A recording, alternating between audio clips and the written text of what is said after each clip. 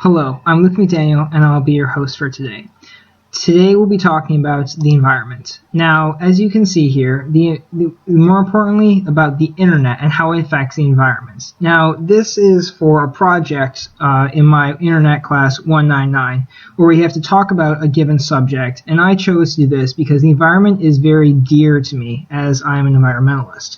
Now, in fact, the internet is not exactly eco-friendly. It does create 300 million, and I say that with the big M, million tons of carbon dioxide each year, and this is all just getting pumped up into our atmosphere. Now, once it's in the atmosphere, of course, it's going to increase global warming and other things like that. Now, why does the internet create so much carbon dioxide, and so it's so bad for the environment? Well, a lot of this is due to the electricity that is used to create in all the facilities and all of the cooling facilities that are required for the internet to actually function. There's also, of course, the physical space that is taken up by every single computer and overall system, and all of the buildings that house these systems. I do apologize for my sloppy writing. It's much harder on the computer.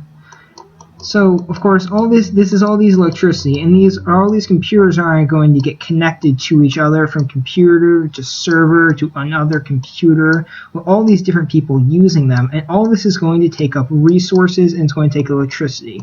So this 300 million tons, that's really because of all the electricity that's being used, and the surfing the net is a massive factor into that. As bad as this might seem, the 300 million just tons of carbon dioxide that's being created, this is in fact only about 1.2% of the fossil fuel emissions. So the entirety of the internet, the thing I'm using currently right now to give this to you, is every single internet connection, every single one of them, only take this small percent of the amount of emissions. So if you were very eco-friendly, you might be asking yourself, well, what can I do to minimize my overall ecological impact on the environment? And this is actually a very important question that you need to really ask yourself. And one of the things you can do is simply turning off your computer. Now, when you turn off your computer, all that power that we use to be given off by our screen is no longer going to be, of course, used. That is less electricity, and overall reducing the electricity bill is helpful. Now, if you're rather extreme, you might even consider turning off and not using the internet. Unfortunately, this is not a very good thing, because if you do this, you'll then be cutting yourself off from resources that can be very helpful and learning more about the environment.